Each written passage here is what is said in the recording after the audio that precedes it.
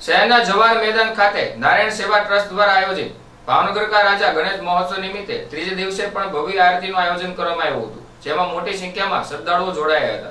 भावनगर शहरना जवाहर मैदान खाते सतत ત્રીજા વર્ષે नारायण सेवा ट्रस्ट द्वारा भावनगर का राजा गणेश महोत्सवનું भव्य आयोजन કરવામાં આવ્યું હતું। आयोजનમાં ત્રીજા દિવસે महाआरती भक्तों द्वारा કરવામાં આવી, જેમાં મોટી સંખ્યામાં શ્રદ્ધાળુઓ ઉપસ્થિત રહ્યા હતા। ત્યારબાદ નાના બાળકો દ્વારા આંખ પર પટ્ટી બાંધીને બંધ આંખે જ ગણપતિ દાદાનો ચિત્ર પૂરવામાં આવ્યા, જેમાં ધીમરી બ્રેન એક્ટિવિટી સેન્ટર ભાવનગર અને બાળકોને મિડ બ્રેન એક્ટિવેશનનો વિશેષ તાલીમ આપી હતી। આ કાર્યક્રમમાં બાળકો મોટી સંખ્યામાં હાજર રહ્યા હતા।